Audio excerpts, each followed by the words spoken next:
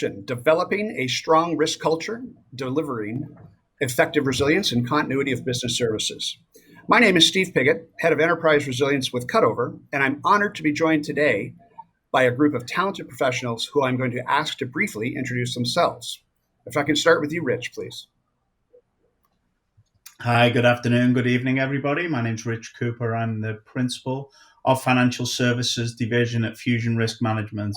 My primary role is working with large financial service firms, helping them move from siloed industries into operational resilience postures.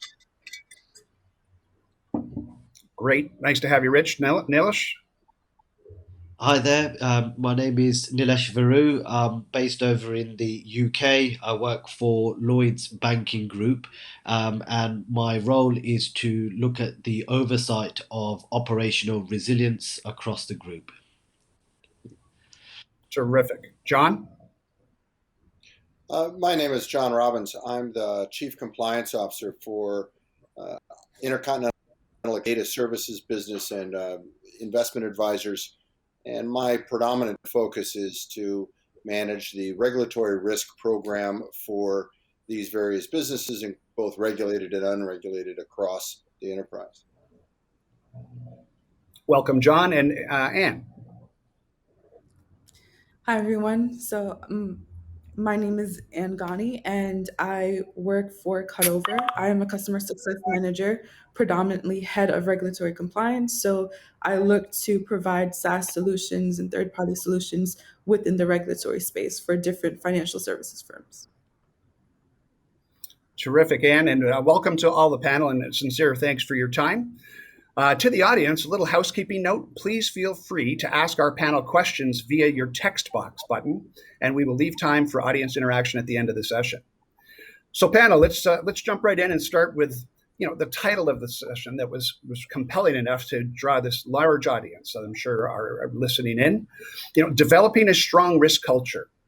A topic near and dear to our hearts. And the topic is especially relevant today as we've all had to morph our personal, family, and business resiliency postures during the past year or so.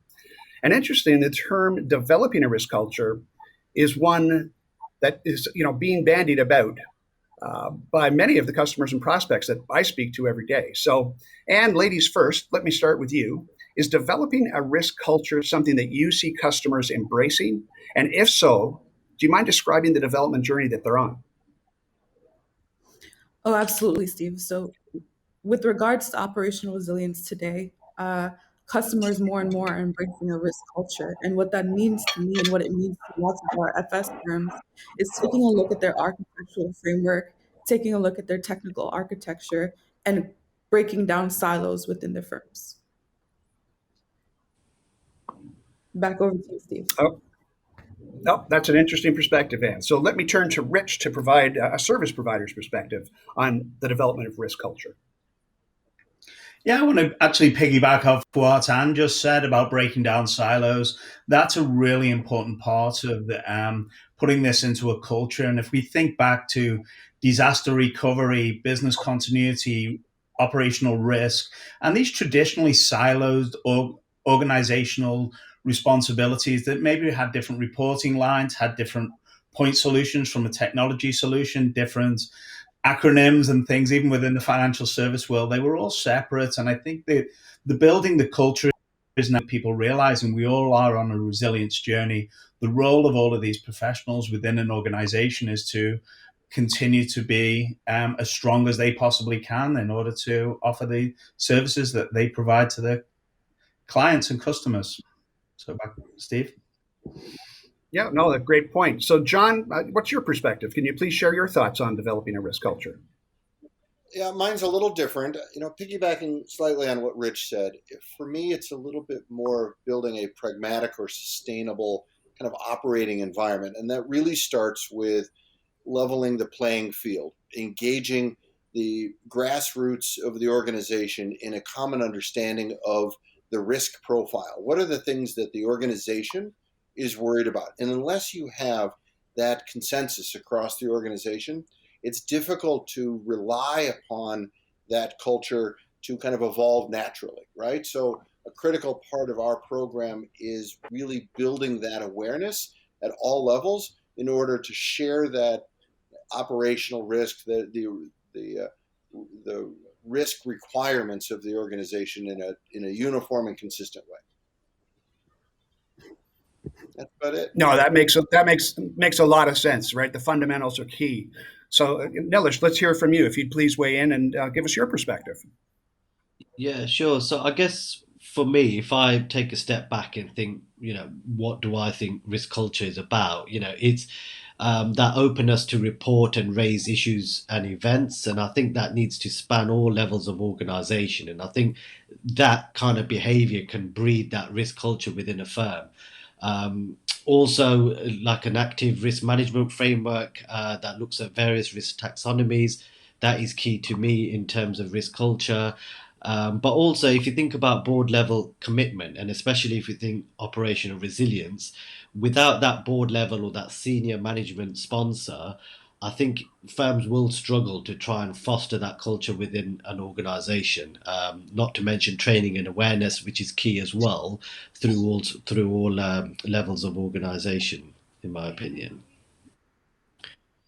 No, I mean, that makes a lot of sense, right? We've talked about risk culture. Let's talk about how you, piggybacking off what you just said, operational resiliency and developing a risk culture and how they work together. So, Nilesh, if I can ask for your perspective on that intersection of operational resiliency and risk culture. Yeah, sure. I mean, just to sort of follow on, so that board level commitment that I just mentioned, if you think about things like board risk appetite metrics, these are those key metrics that those board members will be looking at. And if you think of it, it could just be a few minor metrics that people may sort of think, oh, well, it's a few slides or a dashboard that goes up. But these are the key drivers that drive that tone, that drive the culture, and also look at the investment prioritization that certain activities will also have. Operational resilience, I mean, we touched on it before in terms of op risk and the various taxonomies. There's a number of ways that could be cut as well within a firm. So some look at it as a subset of operational risk, which makes logical sense in terms of all the non-financial risk aspects. But it can also be looked at in its own entirety as a primary risk type. And again, that can set a precedence within a firm and also prioritize investments. And lastly, probably just to mention things like RCSA programs, which are risk control self-assessment programs. These are key drivers within an organization to breed that risk ownership and make sure that operational resilience as an outcome is everybody's responsibility in the work and the kind of services that we carry out from day to day. No, absolutely. I love the point about everybody's responsibility, right? Accountability across the firm. John, why don't you weigh in from your perspective, working together? Yeah, I'll echo some of the comments Nilesh made in regard to using RSAs and or risk assessments. We've got, in the US anyway, both a regulatory as well as a business line requirement to utilize regular risk assessment tools and a common methodology to align the understanding and or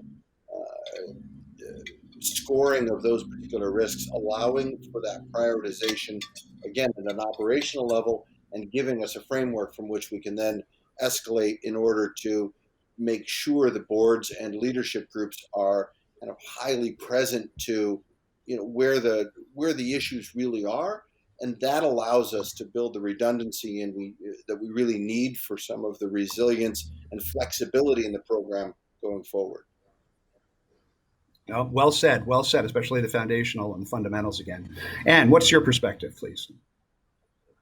So I'd like to piggyback off of what John and Nilesh are talking about. I think it's really important, once again, that we do speak at this at a senior level, that it is something that's communicated in the boardroom. But then there's that trickle down effect. If we dial it back a little bit, ultimately what drives culture is behavior, right? So when we think about the grassroots and a lot of the risk assessments that we're doing in different parts of the firm, understanding how we contribute to the overall risk appetite, risk framework, and understanding what solutions we're building that are going to drive a certain amount of behavior. So, for example, transparency, using solutions and tool sets that provide transparency, real-time visibility will drive a more proactive behavior. So that way we understand that our day-to-day managers, are equally responsible, as well as our C-level. Excellent points. No, and so Rich, last but not least on this topic, do you mind weighing in? No, thanks, Steve. And everybody has talked about the importance of this being a grassroots problem as well as going to leadership. And I think trying to relate information from my standpoint in the world that we live in, data is king. Being able to look at information and factual information. So you can look back historically at information like, oh, that we've had severe weather in these areas, we've had flooding that's happened in certain areas, or we've had a phone system that's continually going down. But we can also start looking predictively ahead of things and looking at KPIs of systems that are maybe just meeting the service levels, but there's degradation there. There's vendors that are maybe not as performing as well as we maybe did, and we can start seeing a trend there. Or even going through and looking at just information that's out there on weather patterns and other things that are happening to say, we understand these risks, so here's some of the impacts that they could have and the likelihood using both the historic and the predictive information now. So that can be related back with some factual data points that can actually be used to articulate that position rather than just say, I'm worried about a storm or I'm worried about, a system going down. We can actually talk about why we're particularly concerned about that. So, Steve, back to No, you. that's great, folks. Interesting perspectives and much appreciated. Let's pivot a little bit and talk about the challenges around cultural adoption. The impacts around cultural change. Are they still driven primarily by regulatory compliance? Are they board mandates? Who's accountable for change? And let me start with you. Can we please get your perspective on the accountabilities of cultural adoption? Yes, of course. I think the current environment that we're living in is no longer a competitive environment, right? We're living in a highly regulated environment with regards to FS firms. So we're looking to work together collaboratively to solve solutions that are going to impact us across the entire industry, right? So in terms of being accountable for how we're developing solutions across the industry, we're no longer looking for competitive solutions, but we're looking to how can we work together? How can we solve for regulatory initiatives that our neighbors are doing, for example? um, Driving the accountability down to a grassroots level, once again, I think speaks to a lot of the solutions that we've done in the past, which have been very reactive. We use a lot of static tool sets, we use a lot of static solutions and stale data. And I think that's what's really important here going forward. We're going to have to build proactive solutions, look for real time metrics so that we're no longer using static or stale data. Some great points, right? Rich, you want to weigh in? Yeah, I think one of the parts of culture is actually unintentional bias. It's something I spend quite a lot of time about. If you've come from a deep technology background, you're going to be very centric on the failure of systems. If you've come from a facilities background or an operational background, your skill sets and your knowledge are there. And I think there's no right answer there. I think it's not one person's job to be the risk manager of the company. All these people have a good insight, and it can be that physical security problem, it can be that technology problem, it can be an operational inefficiency, which is one of your risks. So really looking at this as a positive, that we have different views in risk versus one is something that I think we can harness and start really leveraging these different insights and the data points that these people bring. Steve. Oh, so fantastic points, right? I mean, you guys are you're attacking this different perspectives, which is great. Nilesh, let's hear from you. Yeah. So I think, financial services, as we know, are heavily regulated. And although this plays a part, I think forward-thinking organizations will already be resilient by design. They will see it as that competitive edge. They will realize that if their products and services are severely disrupted, this is going to have a massive impact on their bottom line. So I think, it does play a part. But also, industry engagement.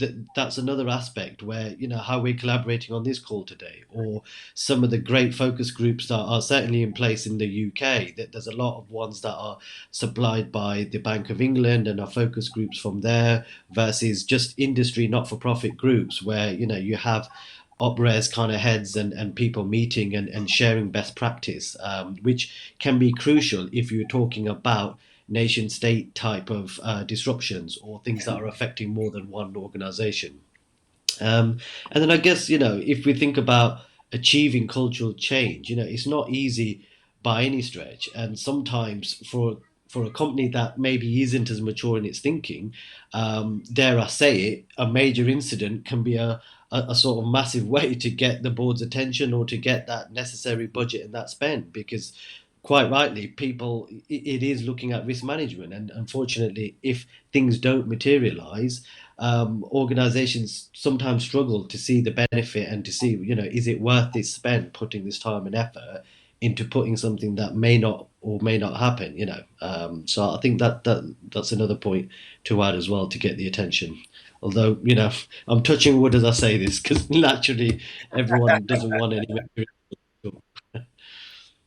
It's why we're in the game, right? We're planning for something that we don't want to have happen, but invariably bad things do happen. So I guess, John, if you want to round out from your perspective on cultural change to help us out.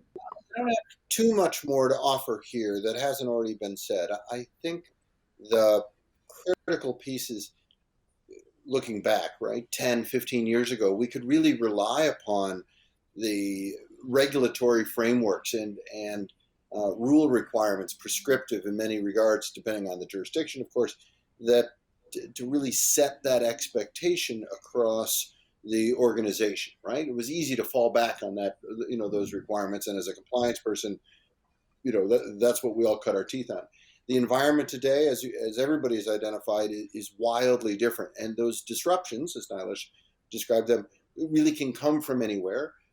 And really our responsibility is to shift from the identify or the mitigation of issues as they occur. Bad things do happen, to risk identification and building that engagement in that culture. And I think this isn't a one and done exercise. It's an ongoing process of building that awareness within the business, trying not to rely upon catastrophic events, regulatory or otherwise, to spur leadership into action. I know that it is an ongoing part of the second lines of defense architecture to build awareness through the use of other issues that have occurred throughout the different industries in order to bring those to the attention of our leadership and the organization as a whole, in order to strengthen their understanding in the effort to avoid those, needing to rely upon those the catastrophic events. So again, it's piggybacking on everything that anybody has said about building that awareness and leveraging the data and the tools, not just your own, but externally, in order to help continue to develop that cultural awareness. No, great perspectives from across the board, folks. And we've talked about risk culture, strategic stakeholder adoption. Let's piggyback on the tooling here. Let's pivot to the adoption of enhanced tooling and automation. Your views on the decision criteria and the challenges and the benefits of tooling capabilities today. And Rich, let me start with you. What are some of the key business drivers and benefits of adopting tooling that is available today to provide effective resiliency and continuity of service capabilities? So tooling has been available for many years, but they've really been point solutions. There's been risk solutions, business continuity solutions, ITDR solutions, and other things. What really is an industry we're maturing, and if you think of resilience as kind of the grown-up posture for financial service firms, we need enterprise responses for that. We need enterprise platforms that are available of collecting lots of information and providing us with that single pane of glass, that ability to look across the enterprise, to understand if something's happening. Do I have people there? Do I have vendors there? Do I have key operations that I need to provide, and to go back to my important services? So for me, it's a really crucial part. There's way too many moving parts. There's way too many complex issues and internal and external things that are working. So it's a lot of these tools originally were built for drivers to satisfy a regulator. I'm going to print a plan. I'm going to show you that we've got self-assessments, we've got other things, we've done DR testing. Now the next evolution is actually informing leadership about the impact on their important business services, the customer impact, the financial impact, the ability and the stability of the firm. And that's a data-driven scientific. There's still an art in appetite and tolerance statements, but the actual data that backs up where you are has to be done in an enterprise platform now with data driven decisions, and that's what we're seeing in the industry that's changing. No, Thanks, great Steve. data points there. No pun intended. But and there were some good points there. And AI and automation are not new to IT or resiliency, for that matter. So, with the plethora of tools available on the market today, can you provide some perspective on some of the key decision criteria that goes into selecting operations and productivity tools for a customer's IT estate today? So we look at. Oh, sorry, Anne. Go ahead, please. I think Rich made some great points in terms of understanding your critical business processes and understanding how that relates back to the overall responsibility of the firm, right? You want to take a look at your entire IT estate. You want to take a look at what complements your tooling, what's breaking down silos, and what's promoting proactive behavior.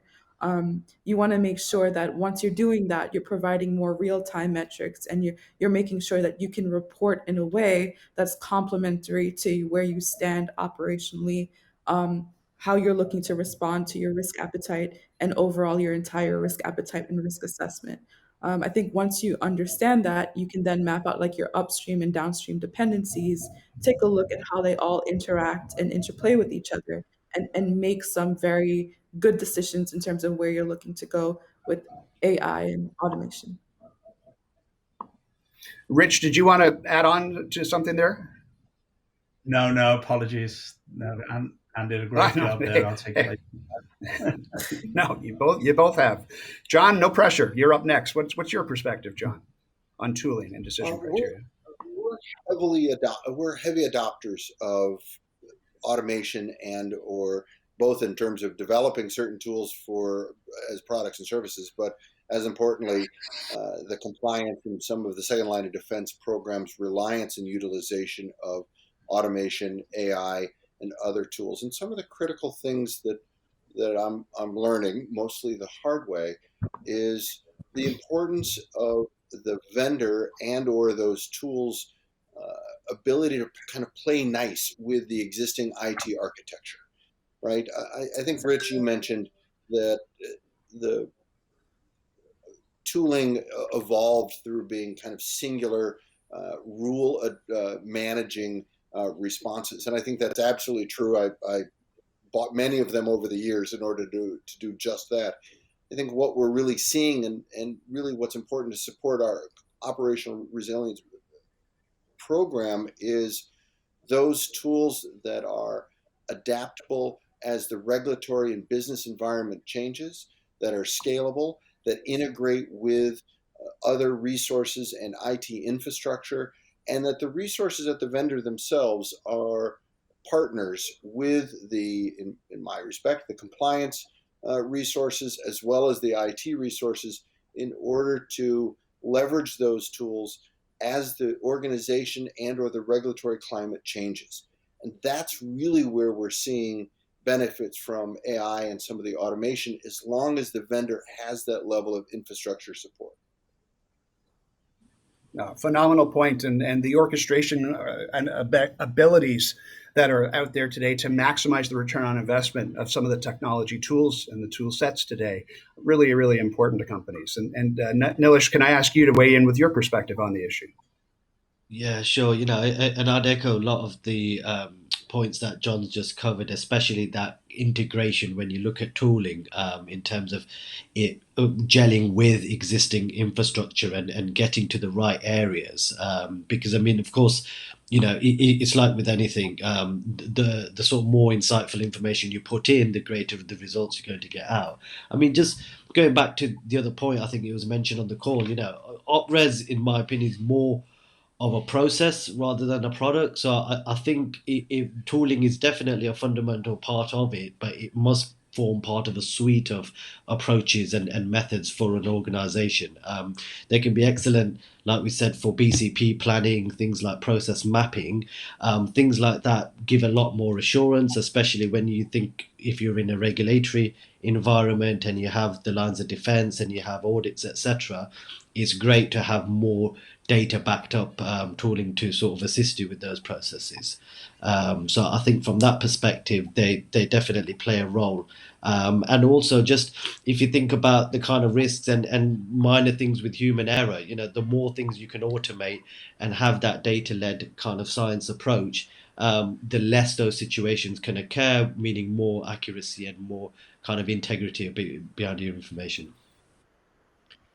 No, I appreciate everybody's perspectives there, and I'll jump in a little bit. My biggest challenge is still the inability of a lot of enterprise-sized customers to truly map the interdependencies and interoperabilities to have a real-time factual baseline of how they're architected and how that relates into criticality. So I completely see tooling as a fundamental growth area to help our customers really be more risk averse. So we've talked about risk culture, we've talked about adoption and tooling now.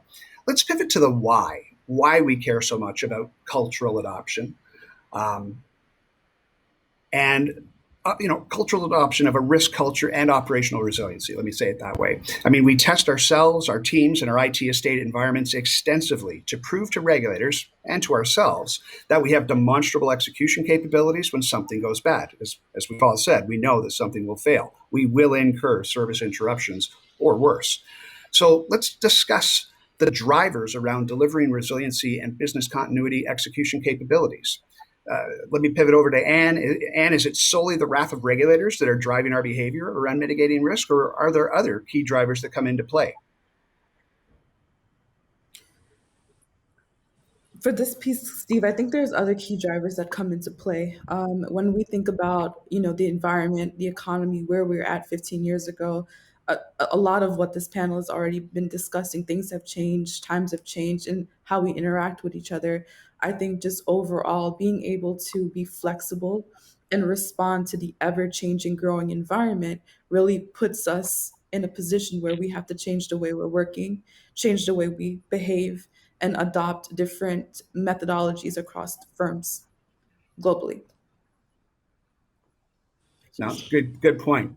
And Rich, let me pivot over to you. I'm interested in the types of discussions with customers, are focused on relative to why executable service delivery capabilities are so important today. So actually, I would say the regulators are part of the solution here, because particularly the UK regulators coming out with some of the discussion papers around the important business services. But that was something banks were doing already, big firms that were ahead of that game. And that's a cultural thing, because that's a North Star that we use at Fusion that says, focus on the things that you're providing, the key important business services. And then that should be your cultural engagement anyway, because you're in business of serving business. In the financial service world, it's the ability from everything as fundamental as providing cash, access to cash, but also loan vehicles and other things in the space. So really using that cultural aspect of this is why we're in business, to service the economy in general and our customers, is what we take at the start, and putting that pivot around it then starts making a lot more sense about resilience. Resilience starts making sense because this is why we have risk practices. This is why we have self-assessments. This is why we test our vendors' capabilities, the ability to look at who can work from home, what our different risk appetites are against things, because it's a risky world out there. There's no 100% proof record. Every time we open an office, we do something or just employ someone, there's a risk involved in it. So this is the why, and can we still fulfill that obligation, and taking it back to that cultural heart of the customer being at the center of that journey is something that we look at, Steve.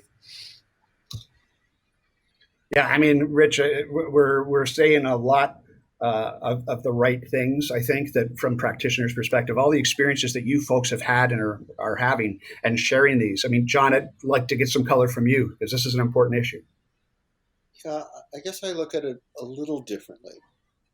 Resilience for me is critical to the organization, because I can't rely upon the regulatory environment. I can't rely upon the laws, rules, and regulations that apply at any given time to the current business activities. I can't rely upon the existing controls and tools that are in place, or the legacy processes, or good people doing their best to really offer the sort of dynamic risk management environment that we need to really demonstrate to not just the regulators, certainly, but to the industry that we're doing the right stuff, right?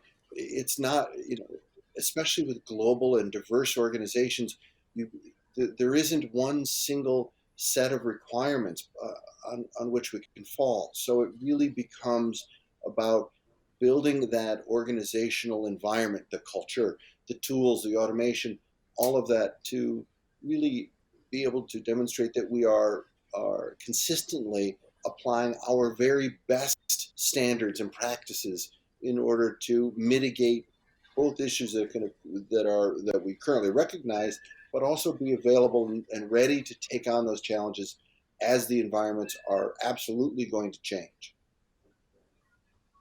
No, and that what you're really talking to there, sir, is the level of maturity that everybody is striving for, because obviously it is a competitive differentiation as well as pragmatically the way to provide an exceptional customer experience, regardless of the services or products that we provide.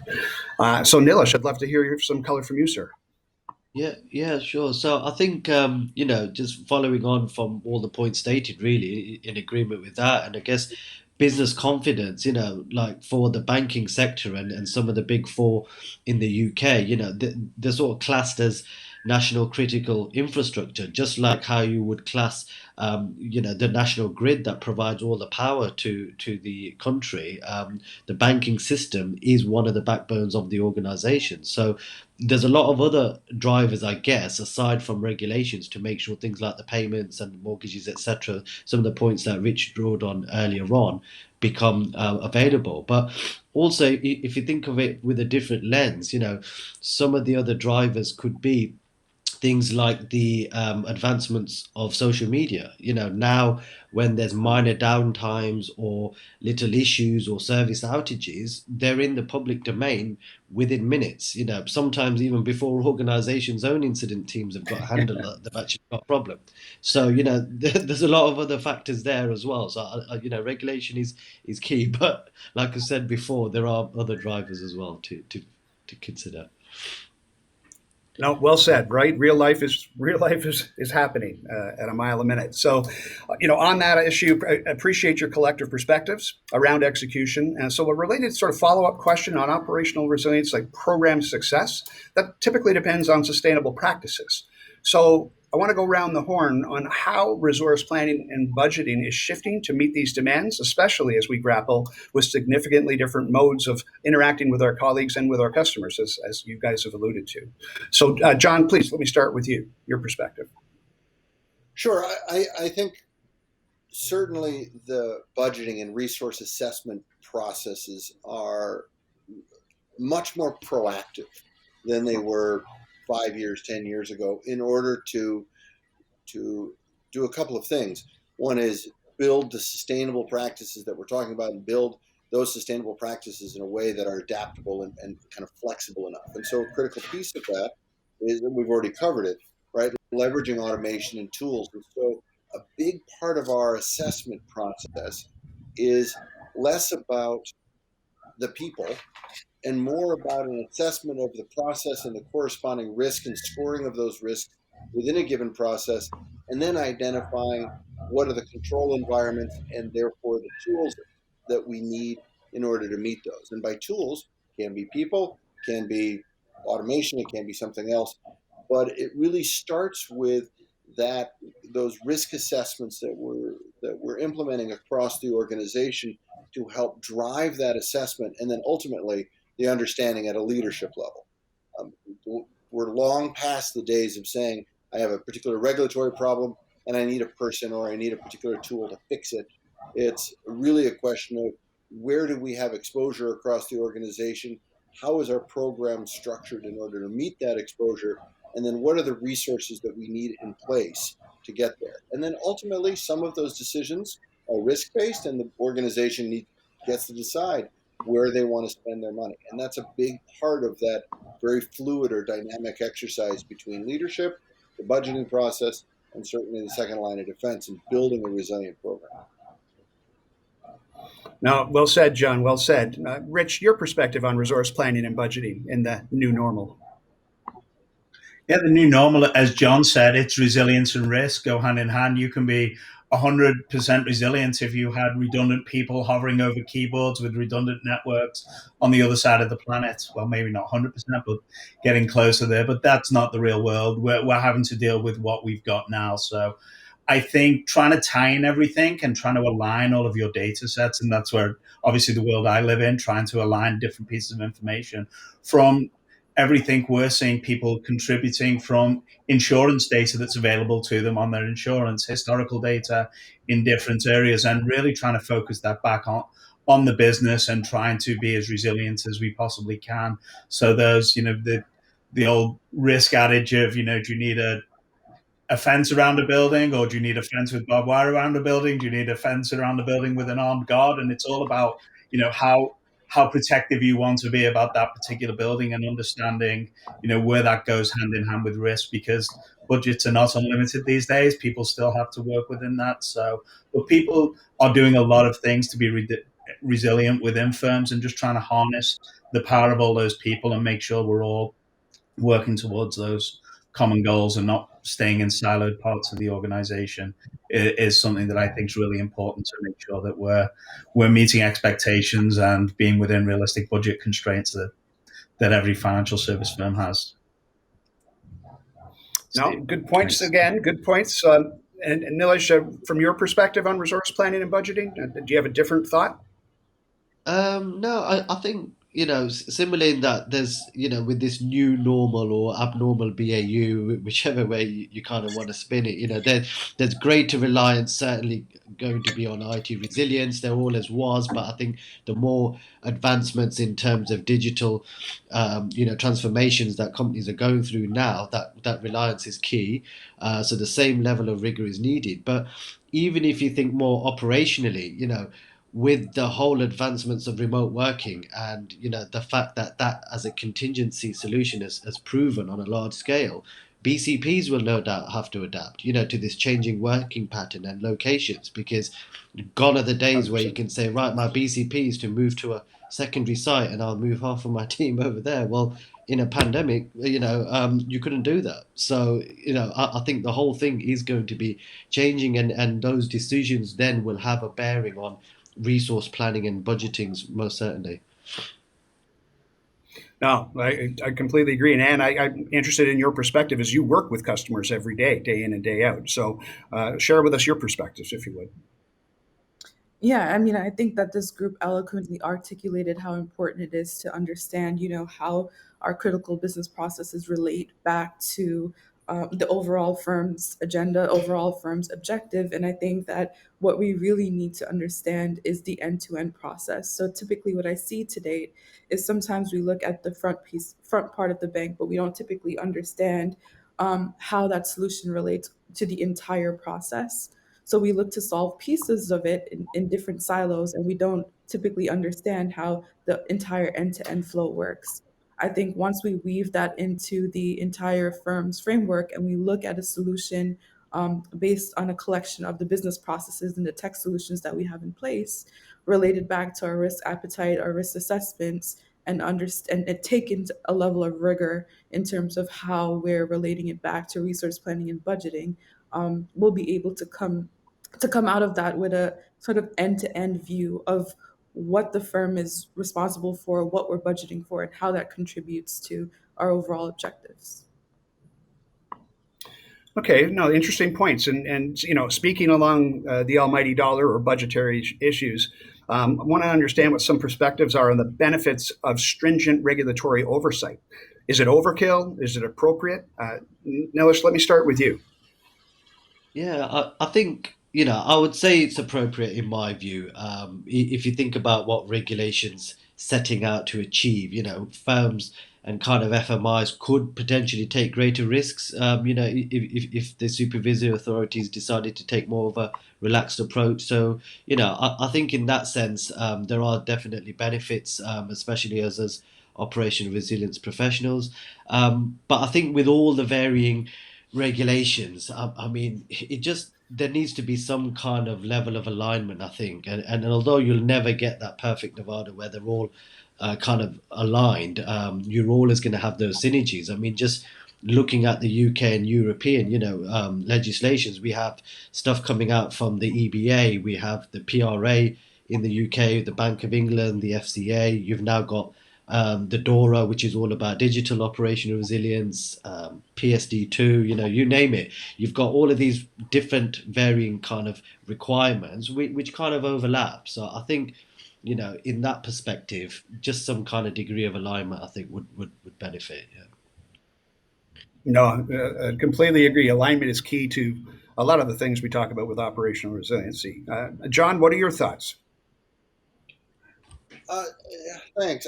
I think the regulatory climate is near and dear to my heart, right? So I think one of the challenges is define stringent, right? So I think we are seeing globally a shift from a regulatory, very more prescriptive environment to principles based. I think that that's important, and I think that having regulators coordinate on a principles based architecture and setting out, clear guidelines, expectations as to how businesses can respond is increasingly important. Um, so I don't think that fewer rules or fewer laws is necessarily the right answer. I think that it's an ongoing challenge to have those laws be, as Nilesh said, better coordinated, more seamless across different regulatory environments, more sensitive to underlying business environments, and that there's ever greater engagement between the regulators and the business. The opportunities for advocacy and direct kind of coordination or communication, I think, is really, really important in order to ensure that businesses can accommodate or meet the principles-based architectures that so many regulators are now more readily embracing. And so I think that needs to continue to evolve, and I think that those are important steps. No, well said. Well said. Rich, can I get your thoughts on the too much oversight, too little, or just enough? No, I think John and Nilesh have said two things that I would bring up: the principle-based approach that we're trying to take, and I think there's a genuine effort here to try and coordinate. The regulators themselves understand that there's a lot being thrown at big global firms at the moment. There's jurisdictions where we're trying to have to satisfy one regulator that might conflict, and I think that's getting better, that communication channel here, because the regulations are there to protect us, the people, at the moment. At the end of the day, they're there to protect people's cash or their ability to use a bank. So I think it's there. I think it's improving. I think that there's really an effort to work with the institutions themselves to try and come up with something here. And I also think the forward-thinking institutions that John had referred to earlier, you can't really wait for regulators. You've got to be doing the right thing.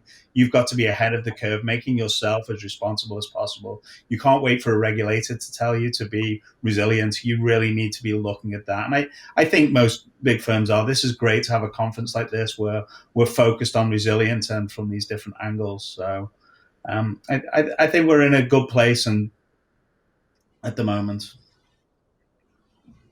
Again, I appreciate your perspectives there, and Anne, I'm sure you do too. What can you add to the round out the conversation, Anne?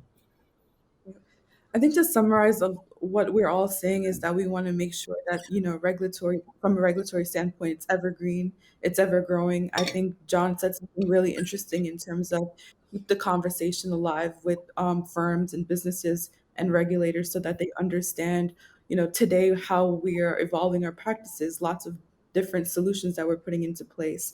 And as business continues to changes and as we adapt to the different environments and taking into consideration all of the different key drivers with regarding social media and how banks are critically important to different economies globally, that they're responding to us in a similar pattern. So we're not creating unrealistic expectations, and we're not looking to, we're making sure that we're operating in a way that is constantly changing. Well, on that, let me a quick follow up, if I may. Expectations. Are the fiscal penalties applied today for regulatory violations adequate or too much? And how do they impact a firm's hedge fund allocations? So in the past, on certain projects that I've worked on, I've noticed that at traditional fines or traditional penalties, some banks would hedge more funds, and uh, it would change their ability to lend, right?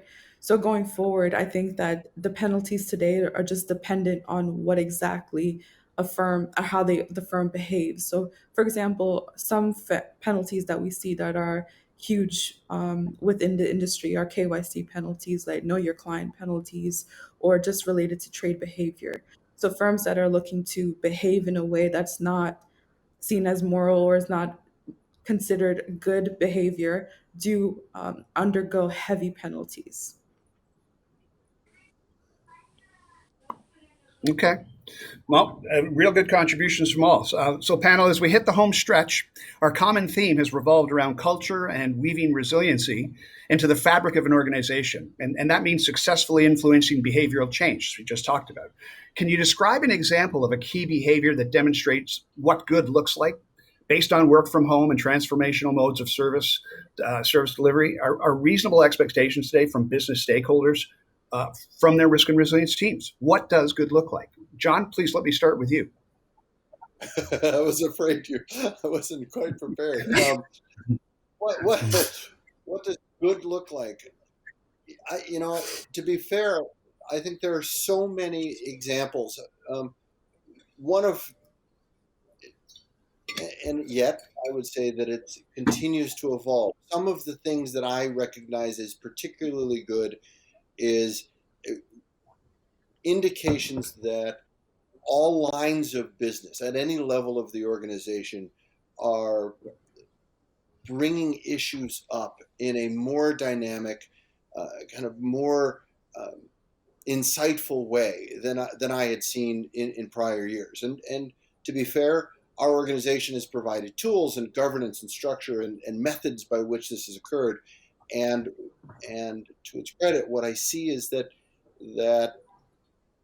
all all levels of the organization are embracing those tools, and what it creates is a lot of noise, right? Because not all of the issues that are brought to our attention are critical events. They're not all, and they all need to be looked at and prioritized and rationalized. But we are seeing a shift from, again, that reactive identification of an error or a problem to proactive identification of issues and or concerns. And it is that proactive aspect that is helping to drive that operational resilience in helping us kind of flesh out where we need to devote our attention, our tools, our resources, our people. Got it. Okay. And Nilesh, you want to weigh in? Yeah, sure. I mean, conscious of time and how much we've got left, so I'll keep it brief. I think, for me, it's two things. Keeping up with the pace of change, I think, is what good would look like today, and just the ability to spot risks and themes as they emerge. I think, as we touched on before, it's about that forward looking and those kind of leading indicators that would help us predict stuff, as opposed to just looking backwards with more of a lagging lens. Well said. And just in the interest of time, because I know that we have some questions here. Let me jump into the fact that, panel, we've covered a lot of ground today around developing a risk culture and executable resilience and continuity of service capability. I trust our audience has benefited from your shared perspective and opinions. They are very greatly appreciated. So personally, when I attend a webinar or a conference session, I like to take a nugget or a key takeaway from the session to feel like I got a return on my investment of time. So panel, let me come to each of you and ask for one key nugget or message that you want to share with today's audience. John, again, I'll start with you, please. One key nugget. Keep driving for that communication with leadership, with your managers, with all levels of the organization, ensuring that you all have a common shared understanding of the critical risks. Excellent. Rich, can you weigh in? One nugget? Yeah, going off the back of what John's saying, go a little bit further. I think getting into the data sets that provides that understanding as well, and coming out of our own comfort zone sometimes, that people have come from various backgrounds of either risk or technology and everywhere, to step across and see other people's perspectives, to say we want to provide a unified view focused on the important business services that we provide, and being able to gain information from others that may have a better view on some of the globalization challenges you have, the vendors, the technology, or some of the people issues that may be preventing a company, or maybe risks that are ahead of us, that you can all work together to try and identify that information. Thanks, Steve. Okay, well said. So, Nilesh, what from your perspective, what's a nugget or a takeaway? I think, yeah, this is a good one, a good, interesting spin. I think for me, I'd probably quote a phrase that I've heard at a previous conference, and I believe it was coined from the phrase of Mike Tyson, where somebody said, they quoted him saying, "Everyone thinks they have a plan until they get hit in the face." And I think this still makes me smile when it comes to relevance, because operation resilience, it's an outcome. It relies on people, processes, and systems to be in place for work, and all the planning in the world won't get you out of needing crisis management protocols. So I think for me, that would be one to remember, I think. Yeah, well said, well said. And Anne, take us home. What's your nugget or takeaway? I would say that proactive solutions enable proactive behavior. Keep your solutions flexible, and remember that resilience and risk culture is everyone's responsibility, from the mailroom to the boardroom. It's everyone's responsibility. Everybody's responsibility. It's been a familiar refrain from everybody. Panel, you've been fantastic. In the last couple of minutes, I'm just going to look down and see some questions here. Marty Olson, Rich touched on governance and how these key aspects of operational resilience are often siloed. Naturally, every organization is unique, but I'm wondering if you have any insight into key considerations one should consider in determining an ideal organizational framework for operational resilience. Anybody want to take that? I'll take a very quick stab at the start of that, and I think it is the first stage of this is identifying the important services that you do, the things that you provide to the business, and peeling back from there and being able to look at that through all the different aspects. Because, as Anne said there, it's from the mail room to the boardroom. It's from that security guard that lets you into that building, to the guy patching servers at the middle of the night, to the people writing service level agreements to work with our third party vendors, being able to then establish from that what goes into that. It's complex. There's lots of information, but really peeling back what goes into these important business services would be a key starting point for me. And Steve, I'd like Anybody to add want to what Please. to add on to what Rich is saying. I think it's very important what John was mentioning in terms of managing up, making sure that you're surfacing all of that information regardless of your lines of business or how you contribute to the overall firm's objectives. I think it's really important for your managers and the overall leadership team to be in sync. No, great point. So we've got 2 minutes left. So real quick, from Mark, what do the panel think financial services can learn from other industries when it comes to resilience? That's a snowball to end on that one. I think if I what can financial services? Yeah, I think it's great to look at other industries which are non-financial related. The likes of like Google or Amazon or kind of Apple. In terms of the way they look at the sort of innovation that they have. And that forward looking, and sometimes the speed at which they get things out of the door. Sometimes organizations can be saddled with kind of red tape and just bureaucracy unnecessarily, which can delay solutions and sometimes your response to things. So I think that's probably one of the things that take away from other industries from my perspective. I was going to go. Yeah, we can certainly all learn from each other. Go ahead. Sorry, John. I was going to say healthcare and even some manufacturing, right? Some of the Six Sigma like, if you will, process management and the control wrapping around those processes. And in the healthcare industry, from what I know of it, the controls and or oversight that they have built into certain very dynamic situations, I think are very valuable for financial services organizations to kind of lever in looking at how they perform routine functions and then how they deal with crisis events. No, well said, panel. And I'm really hoping that the next time we get together and have this ability to exchange perspectives and ideas and valuable experience, we can do it and go have a beer. So thank you so much for your time, your insights, your opinions. And to the audience, we appreciate you. Please feel free to reach out to any of us using LinkedIn should you have any additional questions or just want to connect and have follow-up conversations. To all, we appreciate you spending time with us today. Thanks kindly.